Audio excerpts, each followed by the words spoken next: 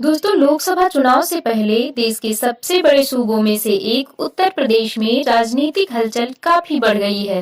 बुधवार को समाजवादी पार्टी और कांग्रेस के बीच सीट बंटवारे को लेकर बात बनी और गठबंधन का ऐलान हुआ। वहीं दोनों पार्टियों के बीच गठबंधन का ऐलान होते ही अपना दल कमेरावादी नेता पल्लवी पटेल का बड़ा बयान सामने आया है।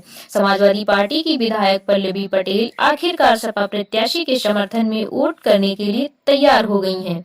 अपना दल कमेरावादी की नेता पल्लवी पटेल ने कहा है कि हम लोग इंडिया का हिस्सा थे तो सपा और कांग्रेस का गठबंधन होने से उसे ही धार मिलेगी।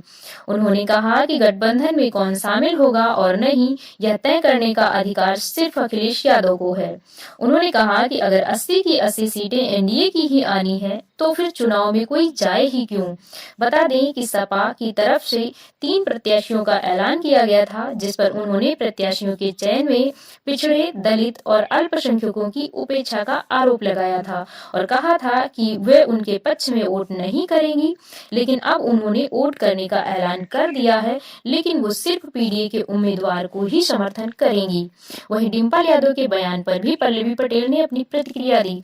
उन्होंने कहा, हाँ, मैंने समाजवादी पार्टी के चुनाव चिन्ह पर चुनाव लड़ा और जीता।